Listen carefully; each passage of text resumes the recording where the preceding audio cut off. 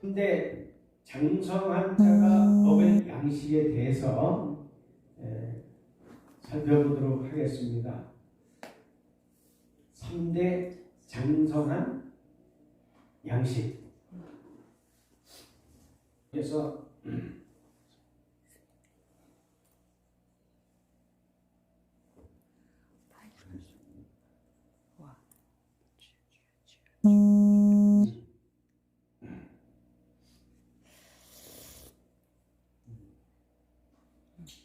이른 비와 늦은 비, 때를 따라 주시는 하나님의 그 역사로 인해서 놀라운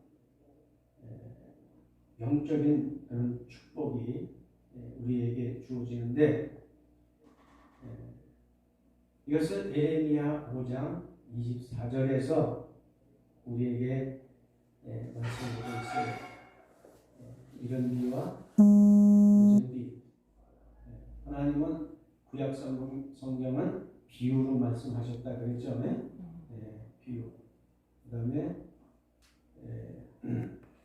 모형적으로 이렇게 말씀하셨다.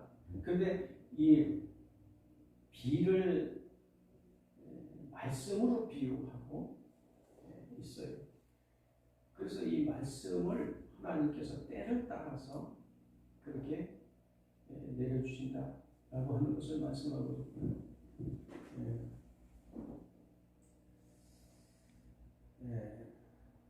마태복음 13장 52절에서는 새 것과 옛 것에 대해서 말씀하고 있어요.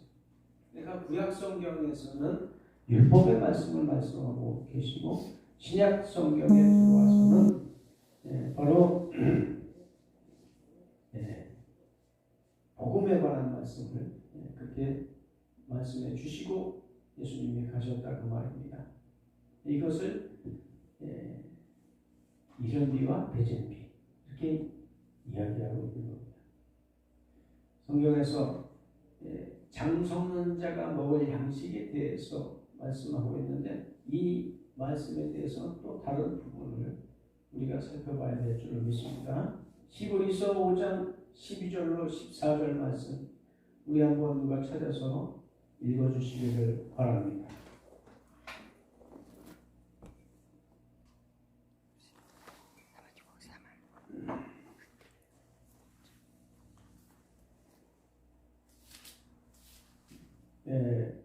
화면 떴습니다. 같이 읽죠.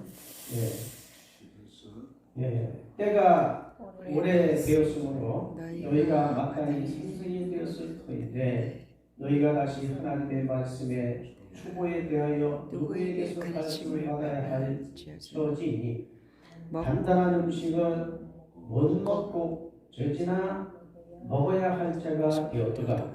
이는 젖을 먹는 자마다 어린아이니 의의 말씀을 경험하지 못한 자요 단단한 음식은 장성한 자의 것이니 그들은 지각을 사용함으로 연단을 받아 선악을 분별하는 자들이니라. 아멘. 아멘.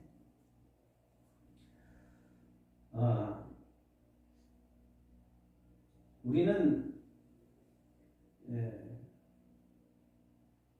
장성한 자가 먹을 그런 양식을 먹을 수 있는 자인가 자신을 살펴봐야 돼요. 신앙생활 60년, 70년 했다고 그가 어린 나이가 아니다라고 말할 수 없습니다. 성경에서 말하고 있는 것은 장성한 자가 어떤 자인가에 대해서 이 본문 말씀에서 지금 말씀하고 있는데 단단한 음식을 먹어야 장성한 자다 이렇게 말씀하고 있어요. 그리고 단단한 양식이 뭔가 알아야 되겠죠. 단단한 양식이 뭔가. 그래서 한마디로 얘기하자면 감추었던 만나를 먹을 수 있어야 됩니다. 가려져 있던 비밀에 감추어져 있던 것들을 먹을 수 있어야 됩니다. 이 마지막 때에 하나님께서 비밀로 가려놨던 말씀이 바로 계시록 말씀입니다. 계시록 말씀을 먹을 수 있는 그런 장성한 자가 되어야 된다 그 말입니다. 그런데 앞서서 성경 65권 성경 65권을 잘 이해를 해야 그 다음에 계시록을 마지막 한 권인 계시록을 이해할 수가 있어요. 왜냐하면 계시록은 그냥 기록되어져 있는 게 아니고 성경 말씀을 인용을 해서 그 기록해 놨기 때문에 그렇습니다.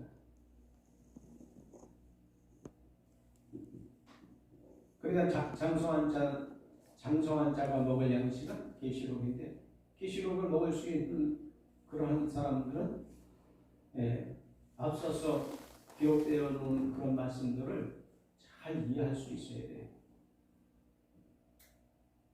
마태복음 하나 이해 못하는 사람들이 어떻게 계시록을 이해하겠냐는 거예요. 계시록 설교 들으러 많이들 다녀요. 근데 나 이해 못하겠대. 왜 그런가? 얘기하는 뭐 성경 지식이 있어야 그게 이해가 안 되는 거예요. 그러니까 그래서 성경을 많이 읽고 하나님 앞에 열심히 기도하고 해서 앞에 기록되어져 있는 모든 말씀들을 그걸 많이 이렇게 이해를 하고 열심을 내야죠. 열심히. 그렇죠?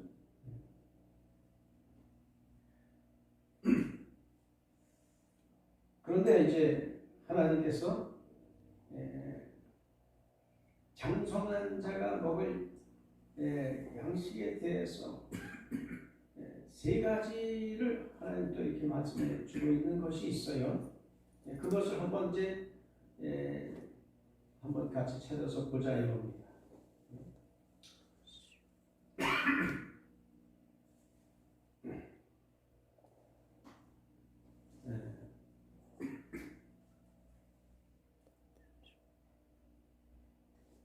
단단한 식물을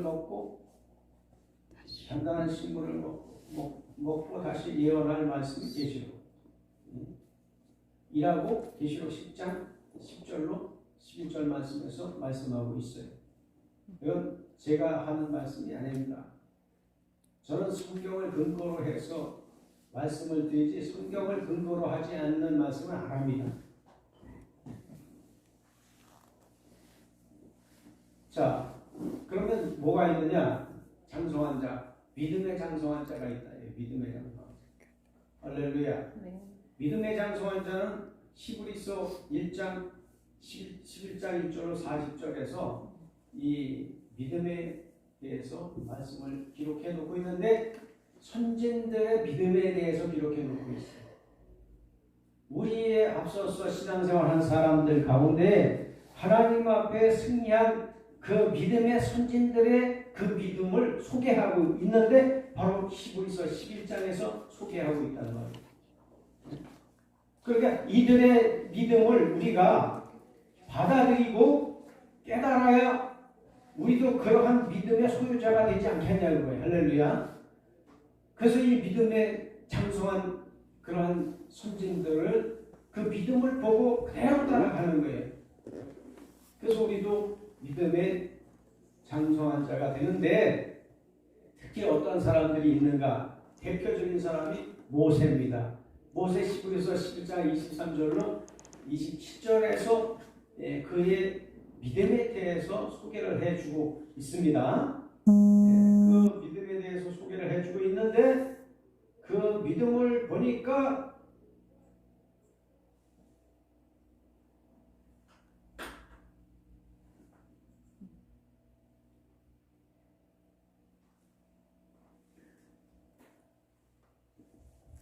이렇게 소개하고 있어요. 믿음으로 모세는 장성하여 바로의 공주의 아들이라 칭함을 받기를 거절하고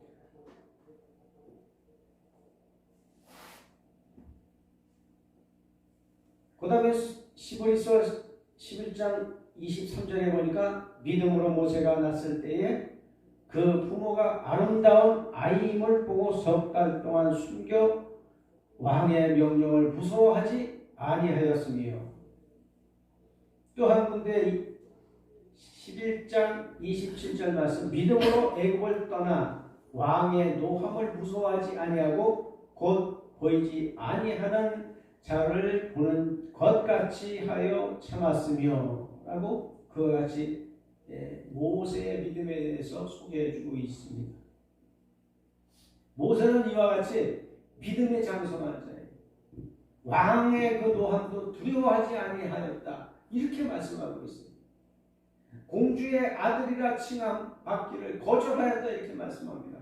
이게 쉬운 일이 아닙니다. 네? 아니 내가 왕자 자리에 있는데 조금 있으면 그냥 왕이 될 텐데 그걸 박차고 나온 거예요. 그러니까 이 모세의 믿음이 얼마나 큰가를 봐야 돼. 내가 그 자리에 있었다면 나도 그렇게 할 수 있을까? 하고 한번 비교를 한번 해보자는 거예요. 아마 못할 것 같아요. 네? 이게 대단한 믿음이에요. 이게 장성한 믿음이라고 하는 것을 우리에게 소개해주고 있다는 거예요. 적어도 믿음이라고 하는 것은 부귀영화에 지지 않아야 된다. 명예에도 지지 않아요. 명예에도 지지 않아야 돼요. 왕의 그 위엄에도 굴복하지 않는 그런 믿음이 있어야 돼요. 전가훈 목사님이 그런 믿음을 가지고 있는 것 같아요. 대통령이 뭐라 그래도 대통령 대놓고 욕하잖아요. 그 그런 믿음이 장성한 믿음이 아니겠냐 그 말이에요. 우리는 이 장성한 믿음으로 자라가라고 하나님이 말씀하고 있는 겁니다. 두 번째 사람은 다니엘입니다. 다니엘은 왕이여 우리가 섬기는 하나님이 계시다면 우리를 맹렬히 타는 불못불 가운데에서 능히 건져내시겠고 왕의 손에서 건져내시리이다. 이렇게 고백하고 있어요.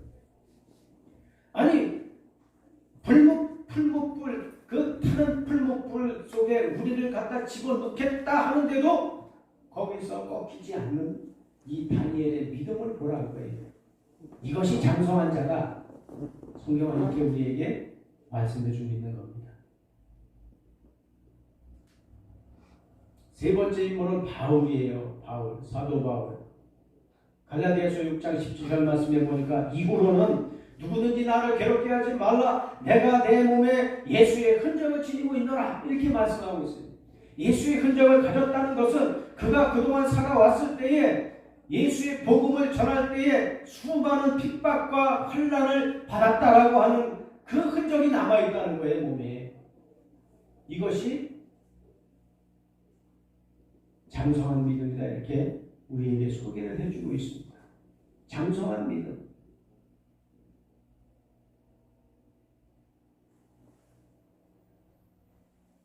고린도전서 14장 20절 말씀에서는 형제들아 지혜는 아이가 되지 말고 악에는 어린 나이가 되라. 지혜는 장성한 사람이 되라. 이렇게 말씀하고 있는데 이제 두 번째 넘어갑니다. 두 번째 지혜.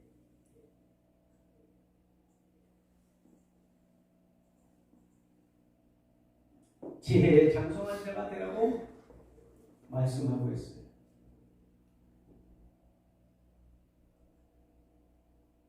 지혜의 장성한 자가 되라.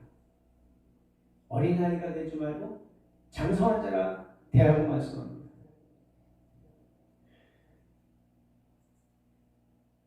그 지혜는 어떤 지혜가 있나 한번 살펴보십시다. 첫 번째는 위로부터 난 지혜가 있다. 이렇게 말씀하고 있어요. 어디로부터 났다고요? 위로부터 났다. 위로부터 난 지혜는 첫 번째로 순결하고 두 번째 화평하고 의의 열매를 거두는 그런 역사가 그런 지혜가 있고 그 다음에 관용하고 양순하고 긍휼하고 선한 열매가 가득하고 편독과 거짓이 없는 그러한 것이 바로 하늘로부터 난 지혜다. 이렇게 말씀하고 있습니다. 국어사전에 나오는 지혜하고는 달라요. 성경에서 말씀하고 있는 지혜는 국어사전에 나오는 그런 지혜가 아닙니다. 위로부터 난 지혜래요. 이것이 순결해야 되는데 그래서 첫 번째가 순결을 꼽고 있어요. 순결. 이거 순결 참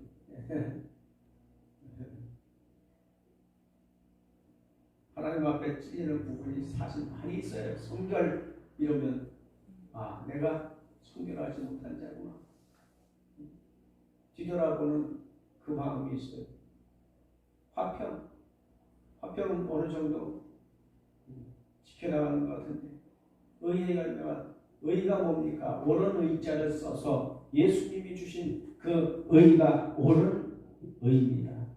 하나님이 우리를 옳다고 여기시니까 그냥 우리가 옳은 거지. 네. 그러니까 하늘로부터 내려온 지혜예요. 관용이라는 단어는 엄청난 그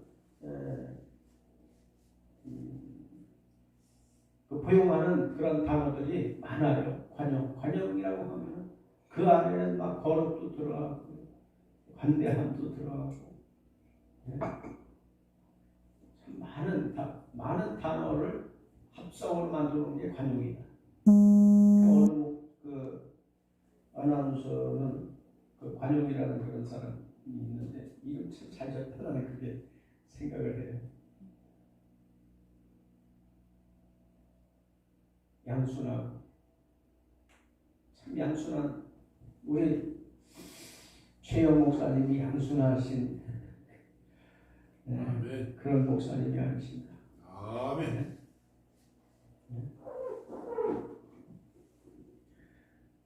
긍휼이 가득하고 말이지. 이 목사가 까불어도 용서해 주시고 말이에요. 관용하고 포용하고. 비울 수도 없잖아요.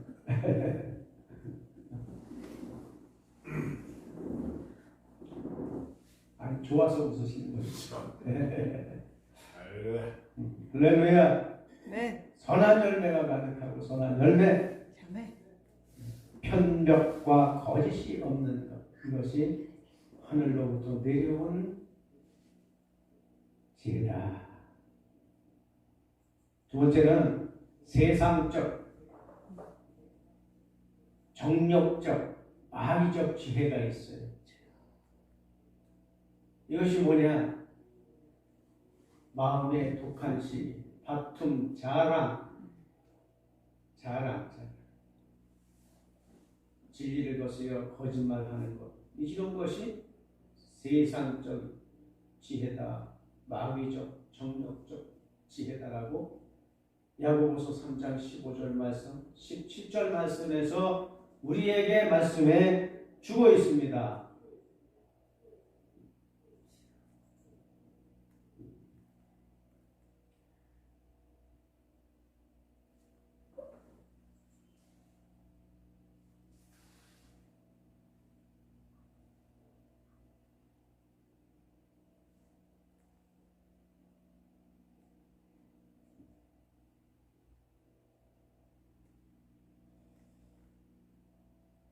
두 번째 한번 봅니다. 야고보서 3장 15절로 17절 말씀 우리 다 같이 읽어봅니다. 이러한 지혜는 위로부터 내려온 것이 아니요 땅 위에 있는 정력의 것이요 귀신의 것이니 시기와 다툼이 있는 곳에는 혼란과 모든 악한 일이 있음이라. 오직 위로 난 지혜는 첫째 순결하고 다음에 화평하고 관용하고 양순하며 긍휼과 선한 열매가 가득하고 편의가 그것이 없나니 이렇게 말씀하고 있습니다. 나는 내 말하는 게 아니라 성경에 나온 말씀을 드리고 있는 거예요.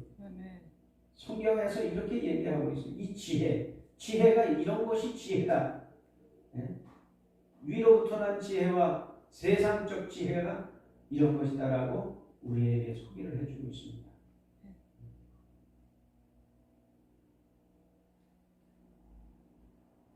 지혜라고 하면은 사실 잠언서에 보면 지혜에 대해서 한참 말씀하고 계시는 부분이 있는데 거기에서 이 지혜는 예수 그리스도를 말씀하고 있어요. 예수 그리스도가 지혜다 이렇게 말씀하고 있는 거예요.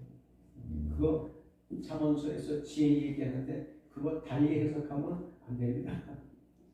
예수님이 지혜자시라고 말씀하고 있는 거예요. 그러니까 예수 그리스도를 우리 안에 모시면 우리가 지혜자가 되는 겁니다. 할렐루야. 그래서 또 하늘로부터 내려온 지혜를 받으려면 예수 그리스도를 모셔야 돼요. 세 번째는 그리스도의 장성한 분량에 이르라고 에베소서 4장 13절 말씀에서 말씀하고 있어요. 우리 한번 읽어봅니다. 우리가 다 하나님의 아들을 믿는 것과 아는 일에 하나가 되어 온전한 사람을 이루어 그리스도의 장성한 분량이 충만한 데까지 이르리니. 아멘. 아멘.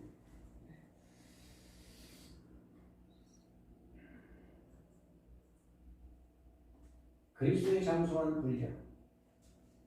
그리스도의 장성한 분량이 뭔가? 예수님의 낮아지심을 찾아보았어요. 빌립보서 2장 5절로 16절 말씀에 예수님의 그 낮아지심을 통해서 예수님이 무엇을 얻느냐? 모든 걸 다 얻는 거예요. 낮아지심을 통해서. 그래서 예수님이 뛰어난 이름을 하나님이 주셨다고 말씀하고 있어요.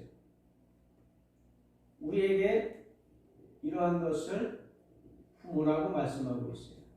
우리 다 같이 읽어봅니다. 빌립보서 2장 5절 16절. 너희 안에 이 마음을 품으라. 곧 그리스도의 예수의 마음이니 그는 너무 하나님의 본체시나 하나님과 동등됨을 취할 것으로 여기지 아니하시고 오히려 자기를 비워 종의 형체를 가지사 사람들과 같이 되셨고 사람들의 모양으로 나타나 자기를 낮추시고 죽기까지 복종하셨으니 곧 십자가에 죽으심으로 이러므로 하나님이 그를 지극히 높여 모든 이름 위에 뛰어난 이름을 주사 하늘에 있는 자들과 땅에 있는 자들과 땅 아래에 있는 자들로 모든 무릎을 예수의 이름에 꿇게 하시고 모든 입으로 예수 그리스도를 주라 시인하여 하나님 아버지께 영광을 돌리게 하셨느니라. 그러므로 나의 사랑하는 자들아 너희가 나 있을 때뿐 아니라 더욱 지금 나 없을 때에도 항상 복종하여 두렵고 떨림으로 너희 구원을 일하여 드러내라. 일하여 드러내랍니다. 너희 안에 행하시는 이는 하나님이시니 자기의 기쁘신 뜻을 위하여 너희에게 소원을 두고 행하게 하시나니 모든 일을 원망과 시비가 없이 하라. 이는 너희가 본이 없고 순전하여 어그러지고 거스르는 세대 가운데서 하나님의 흠없는 자녀로 세상에서 그 가운데 빛들로 나타내며 생명의 말씀을 밝히에 나의 다른 일이 헛되지 아니하고 수고도 헛되지 아니하므로 그리스도의 날에 내가 자랑할 것이 있게 하려 함이라. 이런 같이 말씀을 하고 있어요. 여기서 그 말씀을 보니까 예수 그리스도께서 죽기까지 낮아지셨다. 이렇게 말씀하고 죽기까지 낮아지셨더니 뛰어난 이름을 주셨대요. 그것이 그리스도 예수입니다. 뛰어난 이름이 뭐냐? 그리스도 예수. 뛰어난 이름을 주셔서 그래서 그 이름 앞에 모든 자들이 무릎을 꿇게 하시는 그러한 것을 주셨다는 거예요. 이게 뭐냐 하면은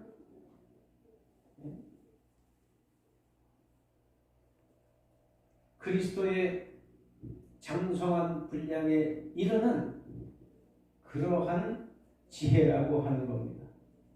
그리스도의 장성한 분량이 충만한 데까지 이르리니. 할렐루야. 네. 우리도 예수님처럼 종의 형체를 가져서 많은 사람들의 종으로서의 삶을 살아가다가 보면은 우리도 예수님과 같이 그 좋은 이름을 주시는데 어떤 이름을 주시느냐? 천년왕국에 들어가면은 그 우리가 복음 전해가지고 우리가 섬기던 그런 사람들이 이제는 천년왕국에 들어가서는 우리가 다스리는 자가 되는 겁니다. 그래서 우리가 거기에 들어가면 한 곡을 다스릴 자가 있고 10곡을 다스릴 자가 있다고 하나님 말씀하고 있는 거예요. 열심히 복음 전하세요. 그러면은 그 복음을 받아들이는 사람들은 천년왕국에 가서 우리가 다스리는 자가 만들어져요. 그 사람들이 우리가 다스리는 그런 자가 되는 거예요. 그게 전도 많이 오면 10골이 될 수가 있고 100골이 될 수가 있는 거죠. 할렐루야. 네. 아유,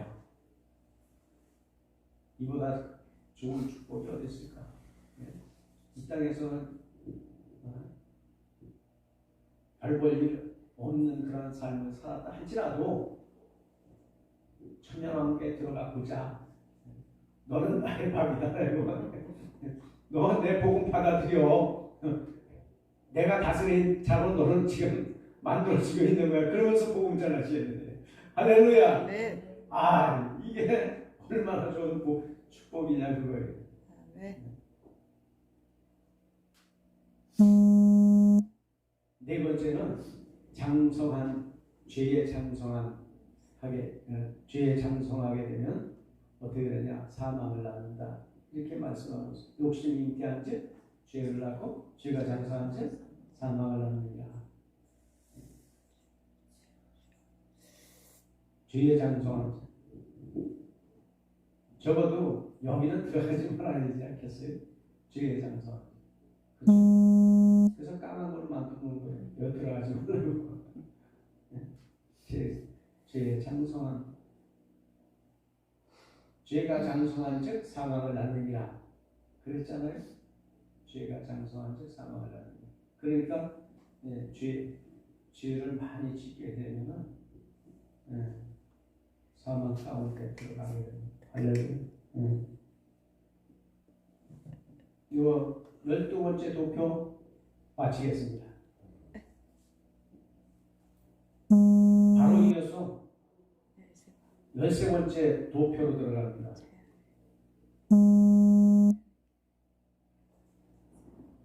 하나님을 나타내신 방법. 할렐루야. 네. 하나님을 나타내신 방법이 성경에 보니까 꽤 많이 있어요. 하나님을 나타내시는데 어떻게 나타내시는가?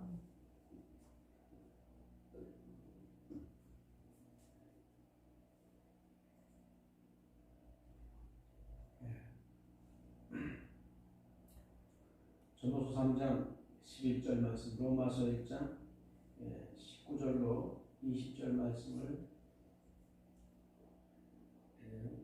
또 말씀을 찾아서 들어가 보도록 합니다.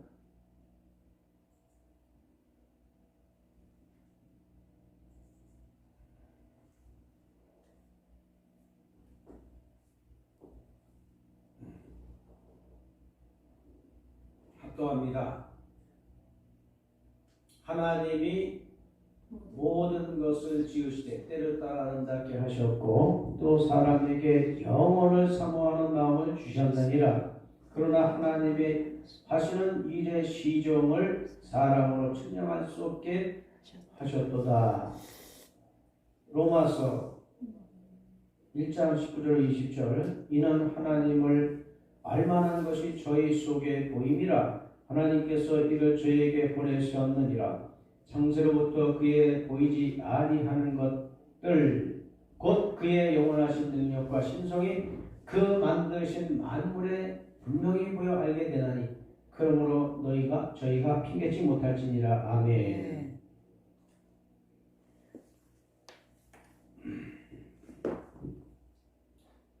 만물에다가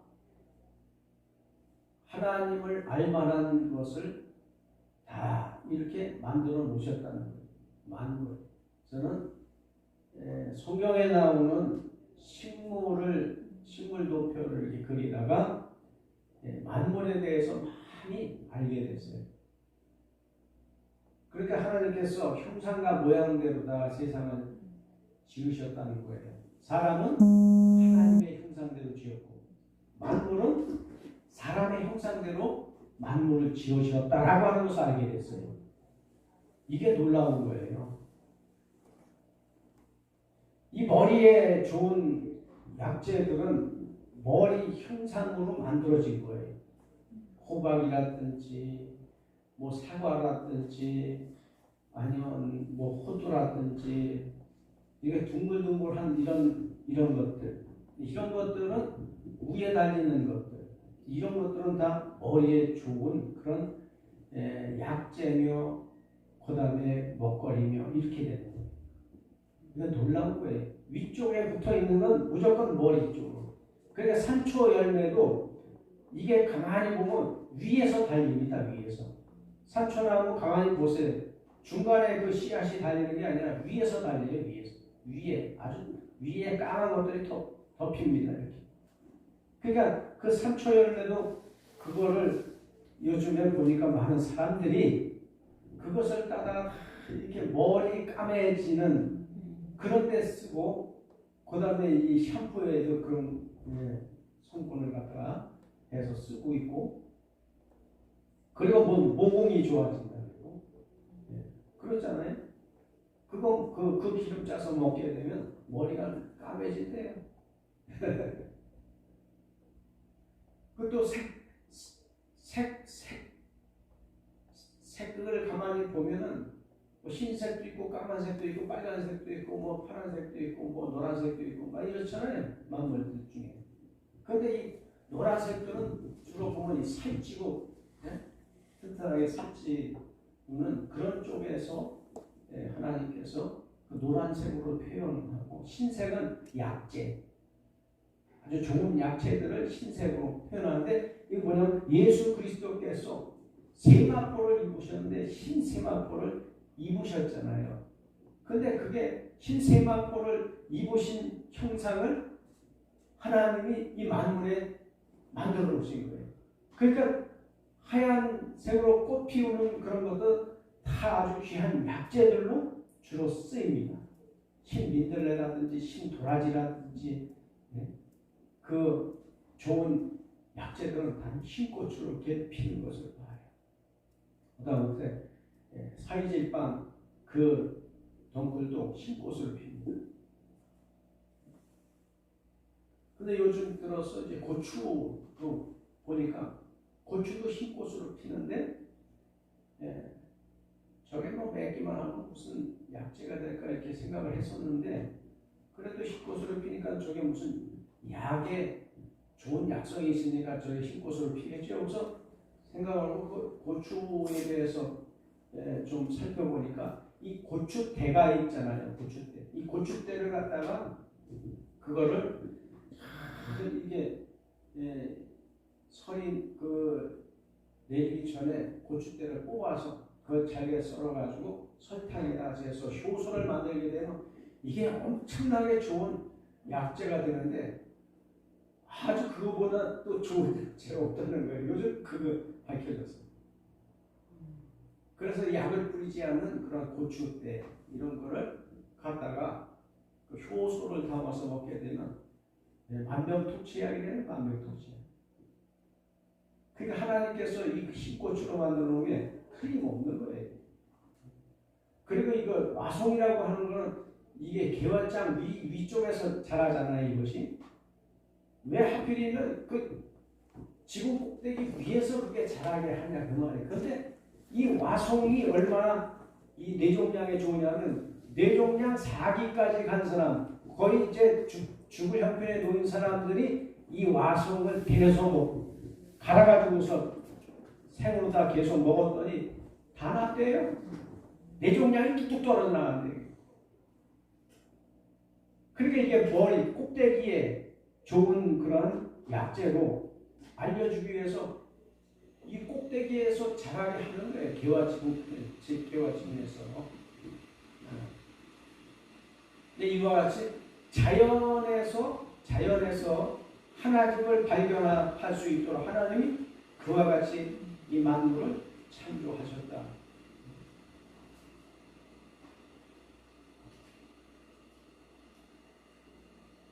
우리는 그 사물을 나타낼 때 뭐 그림이라든지 사진이라든지 영상물이라든지 조각이라든지 형상물이라든지 뭐 이런 것으로 우리가 나타내잖아요.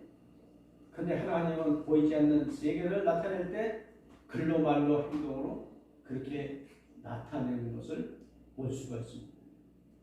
그래서 첫 번째는 자연의 기록으로 보이셨다 이렇게 말씀하고 있는 거예요. 시편 19편 1절에 하늘이 하나님의 영광을 선포하고 궁창이 그 손으로 하신 일을 나타내는도다 하고 이렇게 기록을 해놓고 있습니다.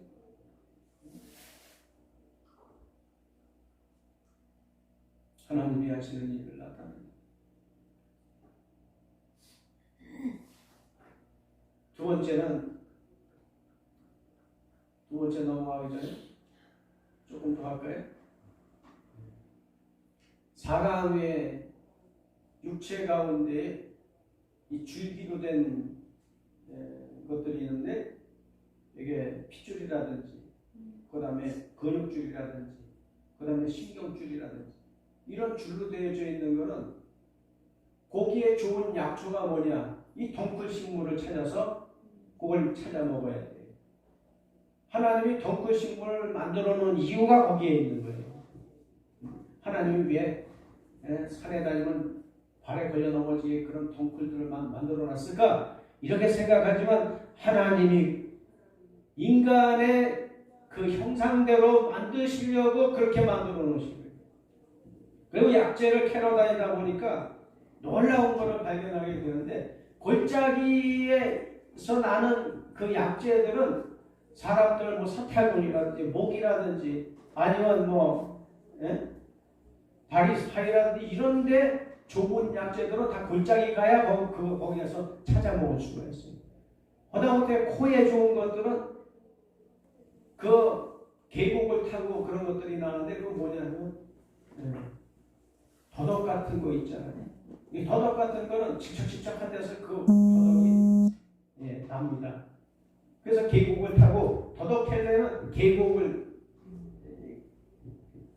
타고서 다니면서 캐야 그 계곡 주변으로가 그게 나 있는 거예요. 하나님이 그냥 그거 키우시는 거 아니에요. 모양과 형상대로 키우시는 거예요. 산등성에서 나는 것들은 다 양기 쪽으로 나요.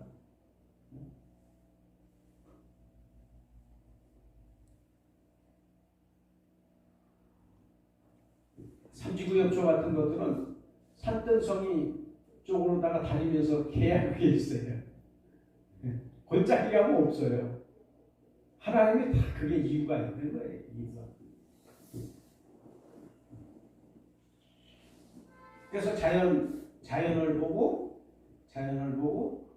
하나님을 깨달아 알 수 있도록 하나님이 그와 같이 만들어 놓으신 겁니다. 두 번째는 양심의 기록으로 보이셨다. 이렇게 말씀하고 있습니다. 양심의 기록. 이런 일들은 그 양심이 증거가 되어 그 생각이 서로 혹은 송사하며 혹은 변명하여 그 마음에 새긴 율법의 행위를 나타내느니라 말씀하셨습니다. 양심의 법이라고 하는 게 있는 거예요. 양심의 법. 예수 안 믿는 사람들은 그냥 복음을 받아들이지 못하고 중간에 사람이 죽었다 그겁니다. 그런데 그 사람들은 양심의 법을 따라서 산 사람들이 있어요. 양심의 법. 복음을 받아들이지 못하는데 하나님 앞에 심판대에 섰을 때 하나님께서 뭐라고 말하냐. 양심의 법에 거슬려 산 사람들은 심판받을 것이고 양심을 따라 산 사람들은 선한 양심을 따라 산 사람들은 하나님 앞에 구원을 받을 것입니다. 하나님 말씀하고 있는 거예요. 복음을 받아들이지 못해서 어떡할 거예요? 산골짜기에 혼자 살았다 이거예요. 아무도 못 만나서 복음을 전해주는 사람도 없고. 근데 어떡할 겁니다? 어떡할 거냐고요.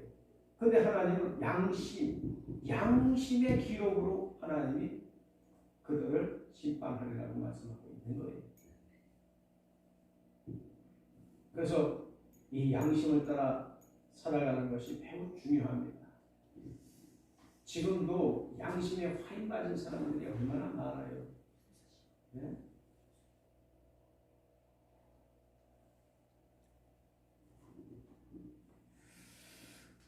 그래서 양심의 기록으로 하나님을 나타내시고 있다. 세 번째는 돌판의 기록으로 보이셨다. 이렇게 말씀합니다. 출애굽기 24장 10절 말씀에 여호와께서 모세에게 이르시되 너는 산에 올라 내게로 와서 거기 있으라.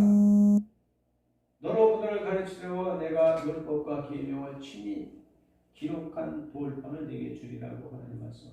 십계명이죠. 십계명을 통해서 하나님이 살아계신 것을 나타내고 있다라고 하는 겁니다.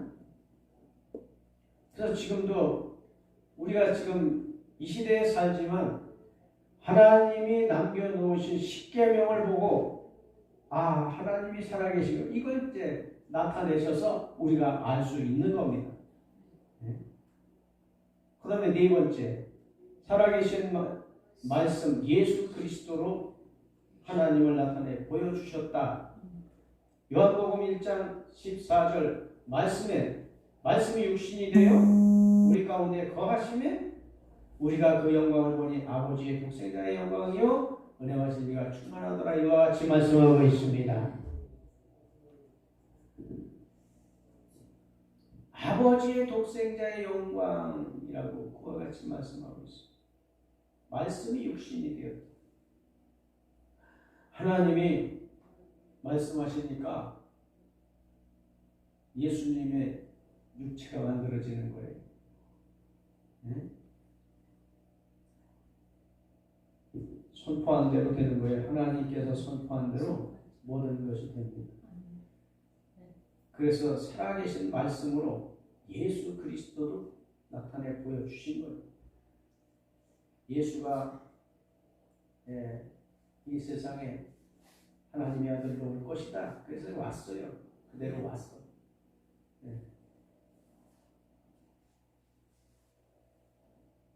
그래서 우리 가운데 아버지의 독생자의 영광을 우리가 만날 수가 있었죠. 다섯 번째는 성경의 기록으로 보이셨다. 이렇게 말씀합니다. 로마서 15장 4절 말씀 보니까 무엇이든지 전에 기록한 바는 우리의 교훈을 위하여 기록된 것이니 우리로 하여금 인내로 또는 성경의 안위로 소망을 가지게 함이라. 성경으로 보이시는 거예요. 처음에는 성경 말씀이 무슨 소설책하고 다를 바가 뭐냐 믿기 전에는 그랬거든요.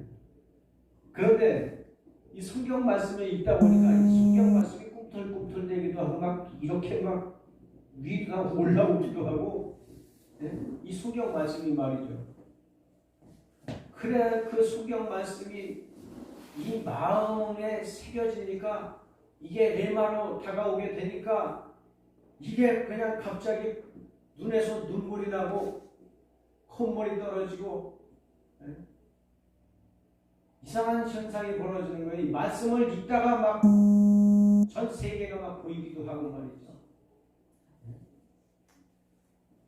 너무너무 기뻐가지고 막 그냥 교회 마당에서 막 춤을 추기도 하고 배짓당합니다. 이 말씀을 대하다 보니까 그런 현상들이 나타나요. 그러니까 성경에 기록된 것으로 그것으로 하나님을 알 수 있게 되더라 그 말이에요. 소설책이 아니라 살아있는 하나님의 말씀이라고 하는 것을 깨닫게 됩니다. 그래서 말씀을 통해서 하나님을 알게 돼요. 여섯 번째는 마음의 기록으로 보이셨다. 히브리서 8장 10절 말씀에 보니까 또 주께서 가라사대 그날 후에 내가 이스라엘 집으로 세울 언약이 이것이니 내 법을 저희의 생각에 두고 저희 마음에 이것을 기록하리라. 나는 저희의 하나님이 되고 저희는 내게 백성이 되리라. 이렇게 말씀하고 있습니다. 저희 마음에 내 법을 생각을 기록하리라고 말씀하고 있습니다. 내 법을, 하나님의 법을, 하나님의 생각을 우리의 마음속에 기록하겠다는 거예요. 그러니까 마음에 기록하신다는 마음이. 하나님의 법이 우리 마음판에 새겨지게 되면 두려워 떨며 걱정하면서 하나님을 떨면서 섬기게 되는 그 역사가 있게 돼. 감히 내가 나 같은 것이 주여 불쌍히 여겨 주옵소서. 그렇게 됩니다. 마음판에 하나님의 법이 새겨지니까 그렇게 되는 거예요.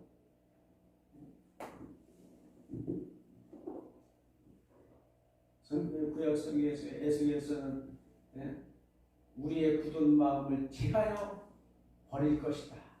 그리고 부드러운 마음을 줄 것이다. 그와 같이 말씀하고 있습니다. 굳은 마음을 제하여 버리고 부드러운 마음을 줄 것이다. 마음의 기록으로 하나님을 나타내신다. 7번째는 살아있는 편지로 보이셨다. 고린도 후서 3장 3절 말씀을 보니까 너희는 우리로 말미암아 나타난 그리스도의 편지니 그랬어요. 그리스도의 편지라는 거예요. 이는 몸으로 쓴 것이 아니요 오직 살아계신 하나님의 영으로 한 것이며 또 돌 위에 쓴 것이 아니요 오직 육의 신비에 한 것이라 이렇게 말씀하고 있습니다.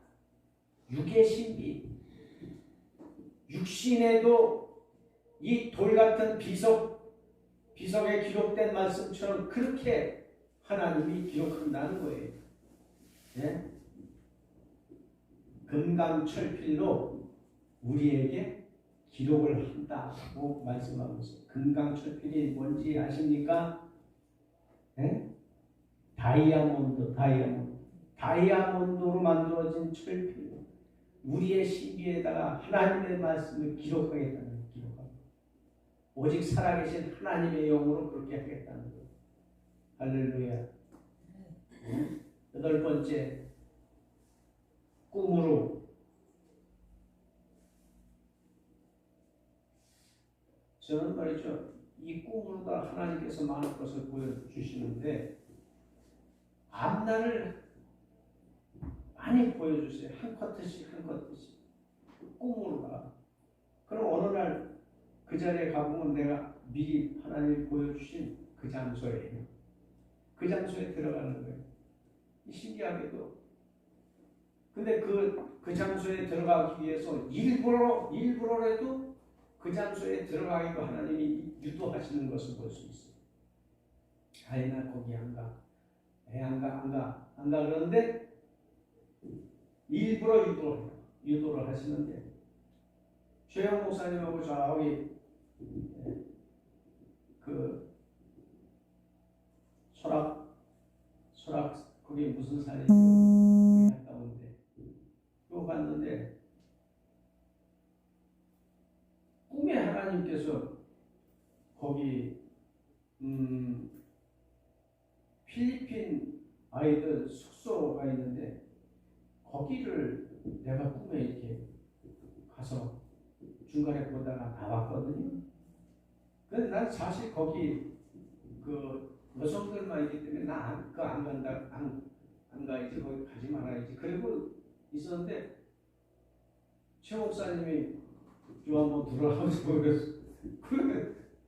그래서 들어간 거예요. 그래서 저는 안 들어갔는데 근데 하나님이 그렇게 해서라도 그 꿈에 보여줬던 그 장소를 하나님이 그렇게 해서 보여주신다라고. 그래서 중간에 보다 그냥 나왔어요. 그 안에 들어가서 공기 아니고 숙소 앞에까지만 했습니다. 그런 현상이 있어요. 이 꿈으로다가 이렇게 앞날을 한껏듯이 보여주시고 가보면 알아요. 하나님 여기를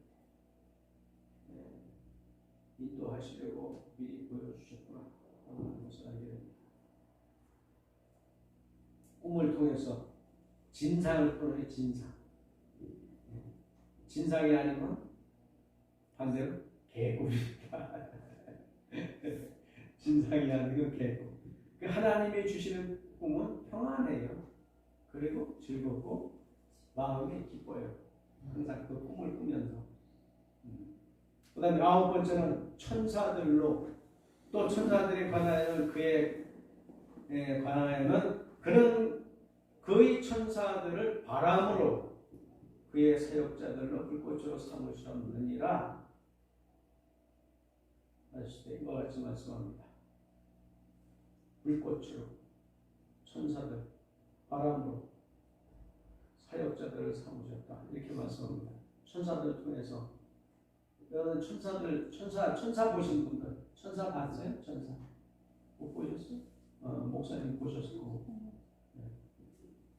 우리 천사 우리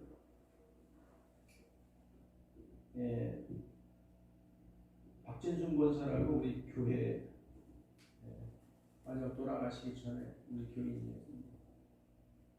그분 돌아가실 때 돌아가신 날 그날 천사가 옆에 와서 딱 근데 젊은 청년이에요. 뭐 나이게 다니고 그런 게 아닙니다. 젊은 청년이 와서 앉아 있는 거예요. 그래서 이 밤에 모시고 가시는구나 그걸 알았지. 그래서 아들하고 딸하고 다 오라. 오늘 좀 있으면 권사님 천국 가시니까 빨리 와서 마지막 인사하라고. 그래서 마지막 인사 시켜놓고 그리고 이제 하니까 돌아가시는 거예요. 천사가 와서 그 천사가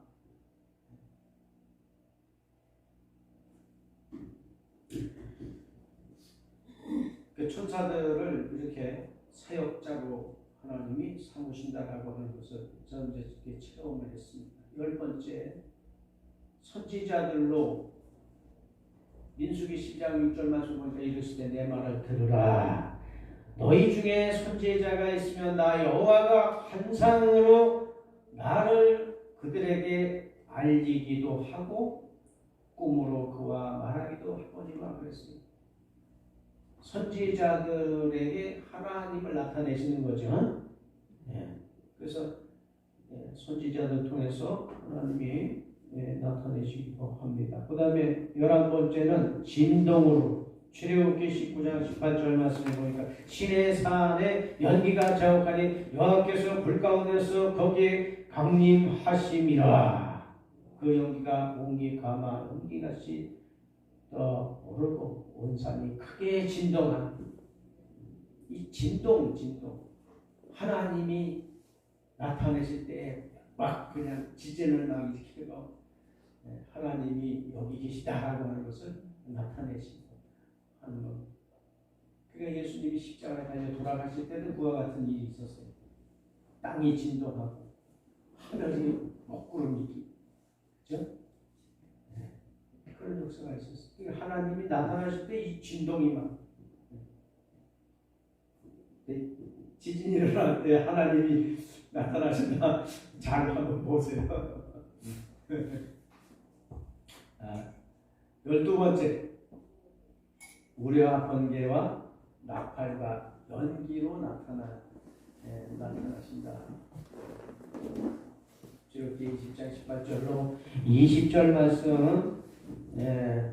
뭇 백성이 우레와 번개와 나팔 소리와 산의 연기를 본지라 그들이 볼 때에 떨며 멀리 서서 모세에게 이르되 당신이 우리에게 말씀하소서 우리가 들으리이다. 하나님이 여기 나타나신 거죠. 하나님이 우리에게 말씀하시지 말게 하소서 우리가 죽을까 하나이다. 구약 시대에는 하나님이 나타났다 하면 가는 거예요. 하나님을 직접 보면 갑니다. 죽어요. 우리 육체의 사람들은 죄 가운데 있기 때문에 선한 분이 나타나면 그냥 가는 거예요. 그래서 하나님께서 하나님께로부터 죽을까봐 이 백성들이 떠는 거예요. 이와 같이 모세는 하나님이 나타나셔서 보여줬는데도 모세는 안 죽었어요. 안 죽은 이유가 뭘까요?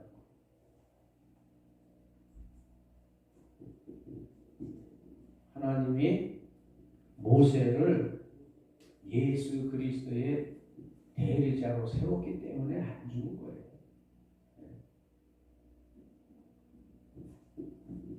이와 같이 하나님을 나타내시는 방법을 12가지로 이렇게 함축해서 볼 수가 있습니다.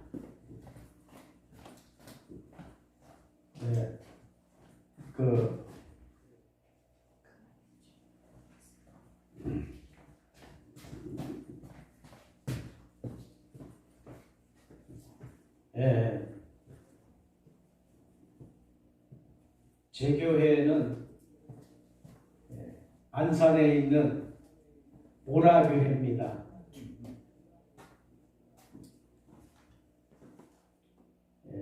원하시는 분들은 오라교회에 낮 11시 예배, 또 저녁 2시부터 5시까지